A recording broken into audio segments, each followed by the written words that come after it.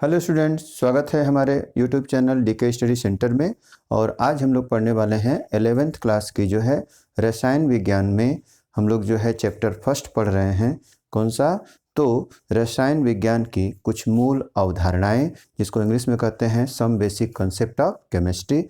ठीक है, और इसमें हम लोग कुछ टॉपिक पढ़ चुके हैं, जैसे कि रसायन विज्ञान का परिचय, दूसरा आते हैं रसायन विज्ञान की उत्पत्ति, और तीसरा हम लोग पढ़े हैं, ठीक है, रसायन विज्ञान की शाखाएं, ठीक है, ब्रांचेज ऑफ केमिस्ट्री, जिसमें हम लोग पढ़ चुके हैं कि जो रसायन विज्ञान की जो उत्पत्ति है वो किससे हुई है। तो मिस्र देश के यानी इजिप्ट कंट्री के कीमिया शब्द से हुई है। ठीक है, और कीमिया का जो अर्थ है वो काला रंग, यानी वहाँ की जो मिट्टी का जो रंग था वो काले रंग का था, और वहाँ के लोग क्या थे? मूर्तिकार थे, और वह काले रंग की मिट्टी से वो मूर्ति का निर्माण करते थे, इसीलिए वहाँ का जो नाम था वो रसायन कला के नाम से प्रचलित था। ठीक है, और उसमें हम लोग ये पढ़े थे कि रसायन विज्ञान में जो सबसे बड़ा योगदान है वो एंटोनी वान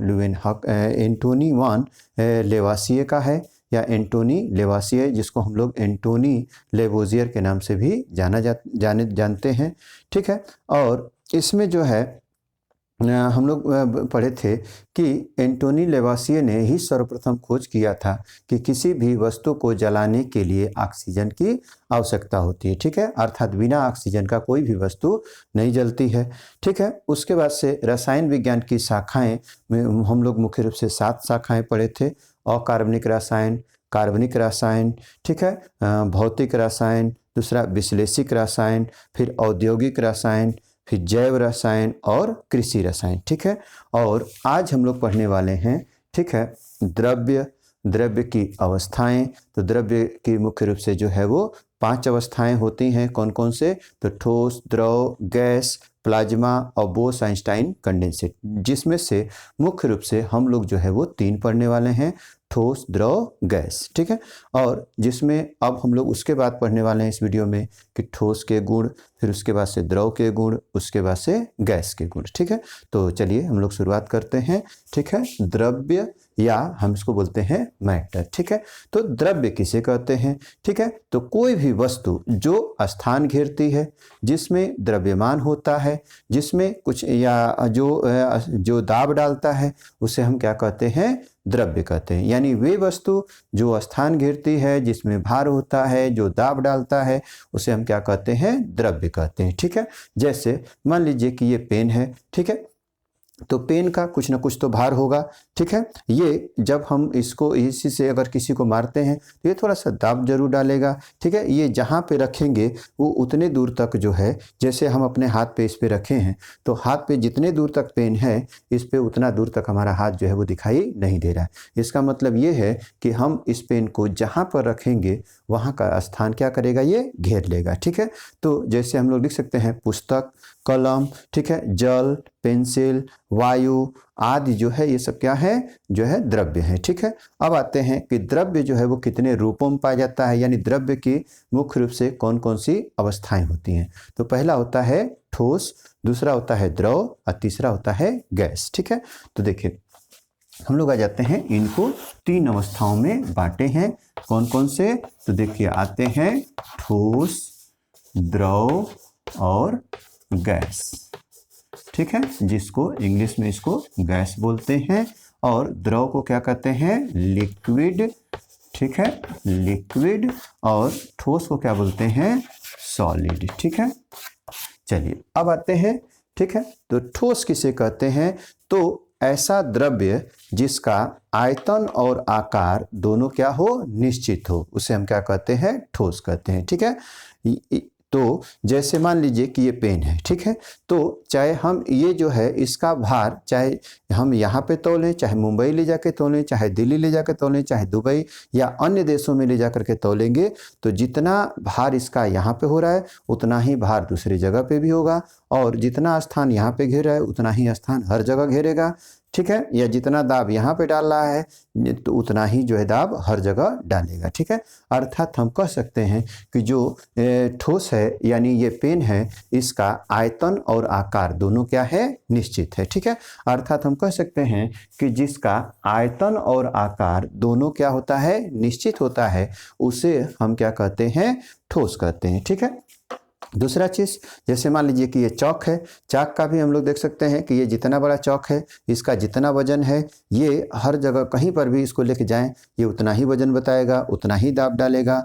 ठीक है, तो इसका भी आयतन और आकार दोनों क्या है, निश्चित है। ठीक है, लेकिन अब आ जाते हैं हम लोग ठोस के गुण। ठीक है, तो ठोस के गुण क्या होते हैं कि इसमें हम लोग पहला गुण पढ़ते हैं कि जो ठोस के जो कण हैं, यानी ये जो ठोस है, जैसे हम इसको अगर हम पाउडर के रूप में अगर इसको हम मिस दें, ठीक है, ऐसे पाउडर बना दें, ठीक है, देखिए यहाँ पे दिख रहा है, तो ये पाउडर बना दें तो इससे हमको ये मालूम चलता है कि ये छोटे छोटे पार्टिकल से मिलके बना है। ठीक है, दूसरा चीज़ आते हैं कि इनमें पार्टिकल जो है बहुत पास पास होते हैं, यानी जो ठोस के जो कण हैं वो बहुत क्या होते हैं, पास पास होते हैं।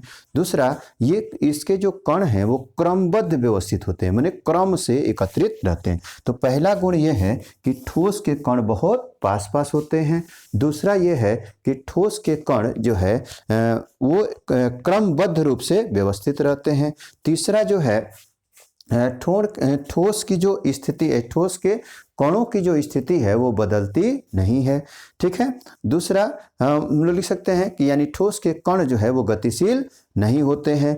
ठीक है, और तीसरा हम लोग लिख सकते हैं कि ठोस के कणों के बीच जो है वो प्रबल आकर्षण बल पाया जाता है। ठीक है, मैंने उनके आकर्षण बल जो है बहुत प्रबल होता है। जैसे मान लीजिए अगर ये पेन को ऐसे रखा है, ठीक है, तो इसको आसानी से कोई ले लेगा, लेकिन अगर कोई ऐसे पकड़ा है तो ये इसको भी आसानी से ले लेगा, लेकिन थोड़ा सा जोर लगाना पड़ेगा। लेकिन अगर कोई पेन ऐसे पकड़ा है, यानी ये क्लोजली पैक्ड है, मतलब ये पूरा टाइटली बंधा हुआ है, ठीक है, यानी खूब टाइट बांधा हुआ है, तो इसको छुड़ाने में ज़्यादा मेहनत लगेगा। ठीक है, अर्थात जो ठोस के कण हैं वो क्या होते हैं, बहुत पास पास होते हैं और उनके कणों के बीच में प्रबल आकर्षण बल कार्य करता है। ठीक है, आकर्षण बल किसे कहते हैं, तो जो बल एक दूसरे के पास लाता है उसे हम क्या कहते हैं, आकर्षण बल। ठीक है, आज जो बल एक दूसरे को दूर भगाता है तो उसे हम क्या कहते हैं, प्रतिकर्षण बल। तो इन कणों के बीच में क्या होता है, प्रबल आकर्षण बल होता है। ठीक है, और इसी कारण इनके जो है आयतन और आकार दोनों क्या होते हैं, निश्चित होते हैं। ठीक है, तो हमने मुख्य रूप से हाँ एक चीज़ और भी देख सकते हैं कि जो ठोस है इसको हम जिस बर्तन में रखते हैं ये उसका आकार नहीं ले पाता है। दूसरा, ठोस को और अधिक दबाया नहीं जा सकता है। ठीक है, ठोस बहता नहीं है। ठीक है, तो ये गुण हमने देखा कि ठोस के क्या गुण होते हैं, यानी ठोस के जो है अति सूक्ष्म कणों से मिलके बना होता है। ठोस के कणों की जो स्थिति है वो निश्चित रहती है। ठोस के कण जो है वो क्रमबद्ध तरीका से व्यवस्थित रहते हैं। ठोस के कणों के बीच में प्रबल आकर्षण बल कार्य करता है और प्रबल आकर्षण बल कार्य करने के कारण ही इनका आयतन और आकार दोनों क्या होता है, निश्चित होता है। ठोस बहता नहीं है। ठोस को जिस बर्तन में रखेंगे यह उसका आकार नहीं ले पाता है। अब आते हैं हम लोग द्रव। ठीक है, द्रव क्या होता है, तो देखिए जैसे कि हम लोग लिख सकते हैं कि कोई भी द्रव्य है या कोई पदार्थ है, ठीक है, जिसका आयतन तो निश्चित है बट आकार अनिश्चित है। जैसे मान लीजिए कि अगर एक गिलास पानी है, ठीक है, और एक गिलास पानी को हम गिलास में रखे हैं तो गिलास का आकार ले लिया है। अगर उसको हम थाली में रखेंगे तो थाली का आकार ले लेगा। ठीक है, अगर हम उसको बड़ी बाल्टी में रखेंगे तो बाल्टी का आकार ले लेगा, या बड़ा सा थाल है और उसमें रखेंगे तो ये उसका आकार ले लेगा। लेकिन पानी कितना है, वो एक गिलास है। ठीक है, अर्थात हम कह सकते हैं कि पानी की जो मात्रा है यानी आयतन है वो क्या है, निश्चित है, परंतु हम जिस बर्तन में रख रहे हैं ये उसका आकार ले ले रहा है। यानी जो पानी है उसका आयतन तो निश्चित है परंतु आकार अनिश्चित है। ठीक है, तो देखिए होता क्या है कि ऐसा द्रव्य या ऐसा पदार्थ जिसका आयतन निश्चित होता है परंतु आकार अनिश्चित होता है उसे हम क्या कहते हैं, उसे हम द्रव कहते हैं। ठीक है, जैसे जल हो गया या तेल हो गया, ठीक है, ये दोनों क्या है, द्रव में आएंगे, ठीक है। अब आते हैं द्रव के गुण, ठीक है।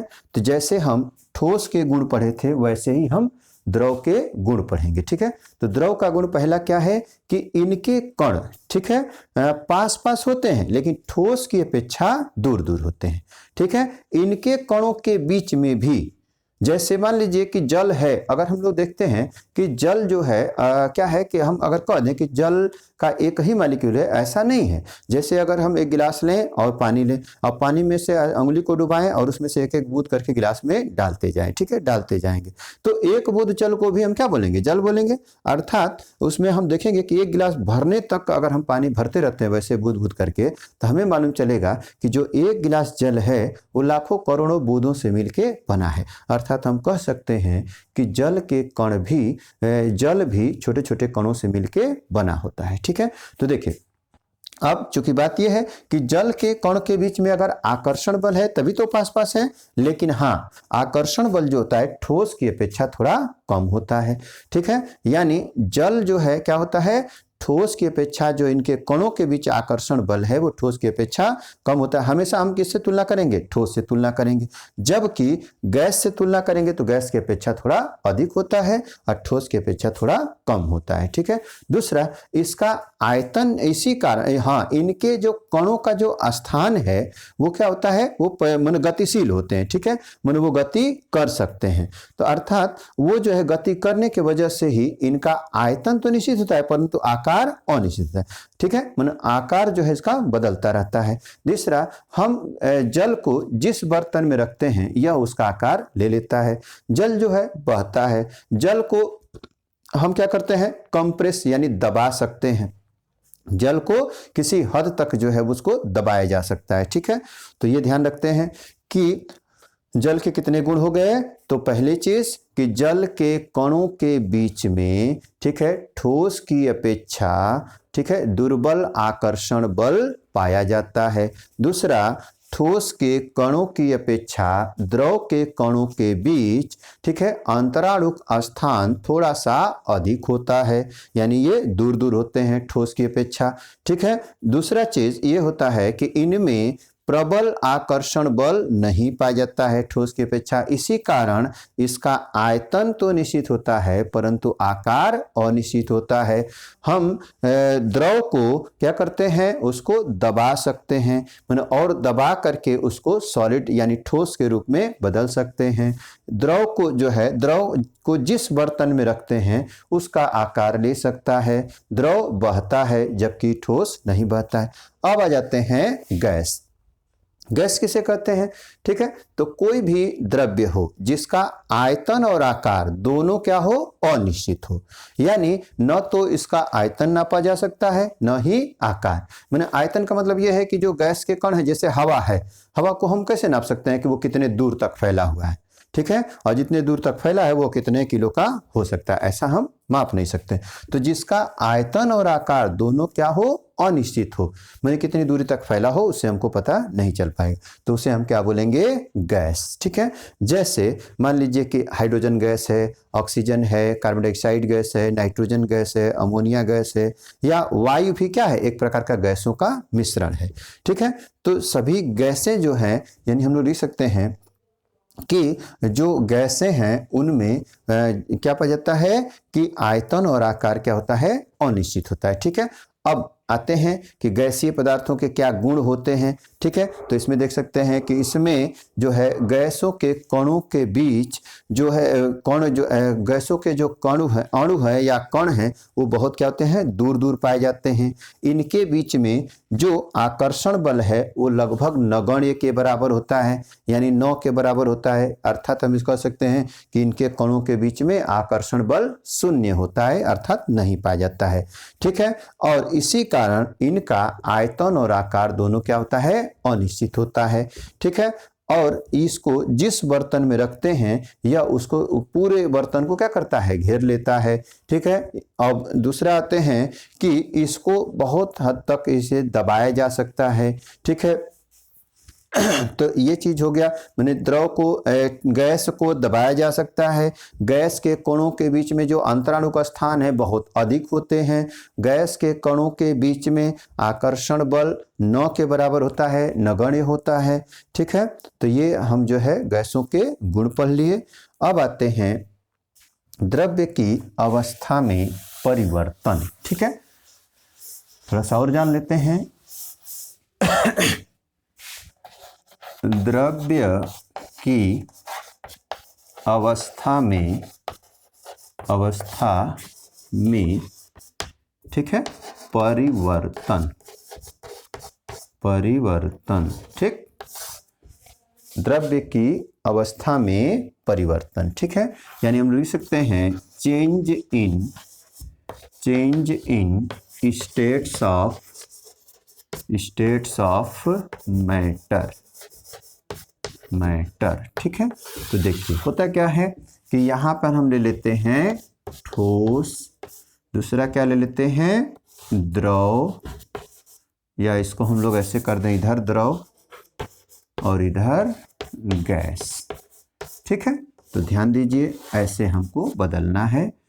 ठीक है, एक ऐसे और इसको ऐसे कर सकते हैं, और इसको ऐसे और इसको ऐसे, और यहाँ पर भी ऐसे। ठीक है, तो देखिए अगर जो है मैंने किसी भी जो है द्रव्य को यानी द्रव्य की अवस्था को हम इंटरचेंज कर सकते हैं, जैसे ठोस से गैस में, गैस से द्रव में, और द्रव से पुनः ठोस में, या ठोस से द्रव में, द्रव से गैस में, या गैस से द्रव में, द्रव से ठोस में, और फिर ठोस से गैस में, ऐसे हम बदल सकते हैं। ठीक है, तो देखिए इसमें क्या होता है कि जैसे मान लो कोई भी अगर अवस्था है, ठीक है, और उस अवस्था के तापमान में जैसे परिवर्तन करते हैं तो उसकी अवस्था में भी क्या होता है, परिवर्तन होने लगता है। जैसे ठोस को गैस में बदलेंगे, अर्थात क्या होगा, जैसे किसी भी ठोस को यानी किसी ठोस को गर्म करने पर वो यदि वह बिना द्रव अवस्था में बदले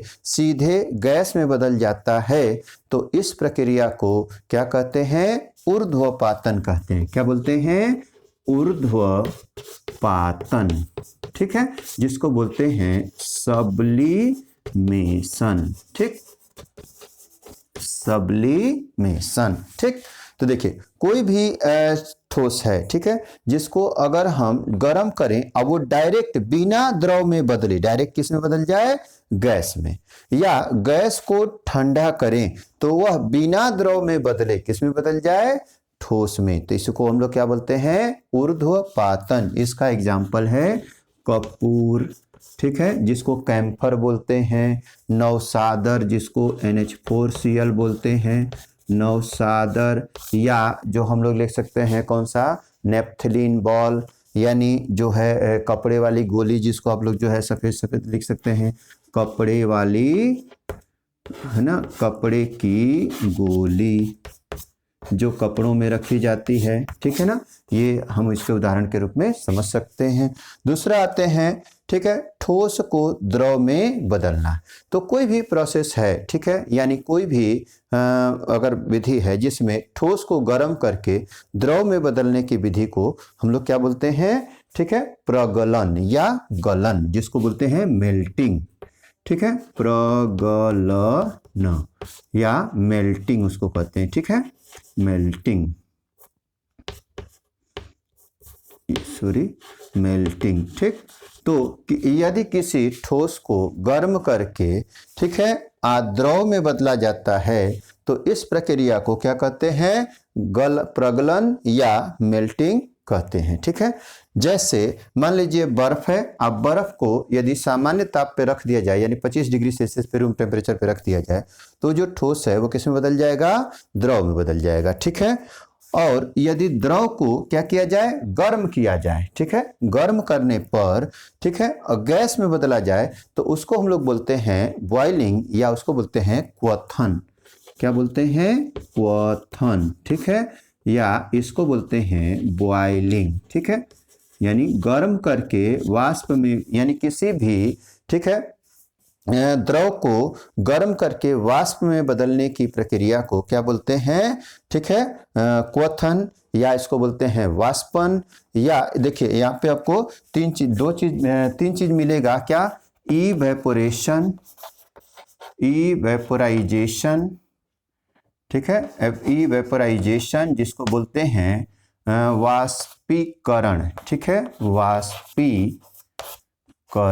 ठीक, दूसरा होता है वेपोराइजेशन, वेपोराइजेशन जिसको बोलते हैं वाष्पन, और एक होता है ट्रांसपीरेशन, ट्रांसपीरेशन, ठीक है, जिसको हम लोग बोलते हैं वाष्पोत्सर्जन, वाष्पोत्सर्जन। ठीक, तो देखिए होता क्या है, यहाँ पे तीनों में अंतर क्या है, जबकि तीनों में, ठीक है, जैसे ही हम क्या करते हैं, द्रव को गर्म करते हैं तो वो किस में बदलता है? वाष्प में बदलता है। ठीक है, तो जैसे देखिए वाष्पीकरण क्या होता है, ठीक है, कि वह प्रक्रिया जिसमें किसी भी द्रव को गर्म करने पर यदि वह अपने क्वथनांक के पहले ही वाष्प में बदले, यानी बॉइलिंग पॉइंट के पहले ही वो वाष्प में बदलने लगे, तो इस प्रक्रिया क्या कहते हैं? वाष्पीकरण कहते हैं। ठीक है, या इवेपोरेशन कहते हैं। जैसे मान लीजिए कि एक तालाब का जल है, ठीक है, तो सूर्य के प्रकाश की उपस्थिति में, ठीक, वो क्या करता है, तालाब का जल ऊपर से गर्म होता है, अब वेपराइज होकर के उड़ जाता है। ठीक है, जबकि नीचे का पूरा पानी गर्म नहीं होता है। जैसे अगर हम गर्मी में किसी तालाब में जाते हैं तो वो तालाब का जो पानी है ऊपर ऊपर गर्म होता है और नीचे का पानी क्या होता है? ठंडा होता है। तो इसको हम लोग बोलते हैं इवेपोराइजेशन। ठीक है, दूसरा आता है वाष्पन। ठीक है, तो वाष्पन किसे कहते हैं? ठीक है, या इसको बोलते हैं वेपोराइजेशन। ठीक है, तो जब किसी द्रव को गर्म करने पर, ठीक है, और वह अपने क्वथनांक के ऊपर वाष्प में बदलता है तो उसे हम क्या कहते हैं? उसे हम कहते हैं वाष्पन की प्रक्रिया। ठीक है, तो वाष्पन किसे कहेंगे? तो ध्यान रखना है कि यहाँ पे जब किसी द्रव को, जैसे मान लीजिए किसी भगोने में अगर जल ले लेते हैं, ठीक है, बीकर में या भगोने में जल ले लेते हैं, आज जल को क्या करते हैं? एक गैस पे रख करके, गैस चूल्हा पे इसको क्या करते हैं? गर्म करते हैं, तो यह जो जल है वो पूरा क्या होता है? खौलने लगता है और उसके बाद वाष्प में बदलता है। अर्थात इसमें क्या होता है, जो बॉयल होने लगा पूरा जल और उसके बाद वाष्प में बदल रहा है, तो इस प्रक्रिया को क्या कहते हैं? वाष्पन। ठीक है, यानी वह अपने क्वथनांक के ऊपर वाष्प में बदल रहा है। ठीक है, और एक होता है क्या है? वाष्पोत्सर्जन, जिसको बोलते हैं ट्रांसपीरेशन। ठीक है, तो देखिए क्या होता है कि जब, ठीक है, पौधों के अंदर पाए जाने वाले जल, ठीक है, सूर्य के प्रकाश की उपस्थिति में पत्तियों के द्वारा, ठीक है, पत्तियों में गर्म होकर के और वाष्प के रूप में उड़ता है, यानी स्टोमेटा के द्वारा या रंध्र के द्वारा जो है बाहर निकलता है, तो इस प्रक्रिया को क्या कहते हैं? वाष्पोत्सर्जन। यानी जब कोई पौधा है, ठीक है, और उसमें प्रकाश संश्लेषण की प्रक्रिया हो रही है, तो उस प्रक्रिया में जो जल वाष्प बन करके बाहर निकलता है तो उसे हम क्या कहते हैं? वाष्पोत्सर्जन कहते हैं। ठीक है, तो देखिए तीनों में ये अंतर आ गया कि देखिए तीनों में जो है बहुत अंतर, ये पूछता है क्वेश्चन में कि कहीं पर भी कि वाष्पोत्सर्जन, वाष्पीकरण और वाष्पन, ये तीनों में क्या अंतर है। ठीक है, तो यहाँ पे चाहे वो क्वथन कर लीजिए या चाहे वाष्पन कर लीजिए, मैंने किसी एक प्रक्रिया से गैस में बदलेगा। ठीक है, दूसरा आते हैं कि गैस को द्रव में बदलना। ठीक है, तो जब किसी गैस को ठंडा किया जाता है तो उसे वह क्या होता है? धीरे धीरे द्रव अवस्था में बदलने लगती है, तो इसी को क्या कहते हैं? गैस का द्रवण कहते हैं। क्या कहते हैं? द्रवण। ठीक है, माने द्रव में बदलना, जिसको बोलते हैं लिक्विफिकेशन। ठीक है, लिक्विफिकेशन, या हम इसको कह सकते हैं संघनन भी कहते हैं। ठीक है, क्या कहते हैं? संघनन, कंडेंसेशन कह सकते हैं। एक हो सकता है संघनन, ठीक है, जिसको बोलते हैं कंडेंसेशन। ठीक, अब आ जाते हैं, ठीक है, तो ठोस से द्रव में हो गया। अब द्रव से ठोस में बदलना, तो ये क्या होता है कि आपका हिमीकरण, यानी बोलते हैं फ्रीजिंग, हिमीकरण हिमीकरण, ठीक है, हिमीकरण या इसको बोलते हैं फ्रीजिंग, फ्रीजिंग, ठीक है ना। तो जब किसी द्रव को ठंडा करके ठोस में बदला जाता है तो इस प्रक्रिया को क्या कहते हैं, हिमीकरण या इसको बोलते हैं फ्रीजिंग, ठीक है। तो जैसे कि हम लोग जो है घरों में फ्रिज में पानी को रख करके उसको ठंडा करके किस में बदलते हैं, बर्फ में बदलते हैं, तो इस प्रक्रिया क्या कहते हैं, फ्रीजिंग कहते हैं, ठीक है। तो उम्मीद है आप सबको ये टॉपिक जो है द्रव्य की अवस्थाएं और द्रव्य की अवस्था में परिवर्तन तथा विभिन्न जो है द्रव्य की अवस्थाओं में जैसे ठोस, द्रव, गैसों के गुण, ये वीडियो आप लोगों को पसंद आएगी। और आप सबका वीडियो देखने के लिए बहुत बहुत धन्यवाद।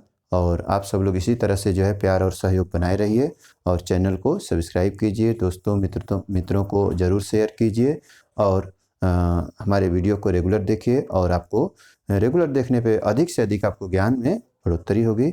और आप सबका वीडियो में देखने के लिए बहुत बहुत धन्यवाद।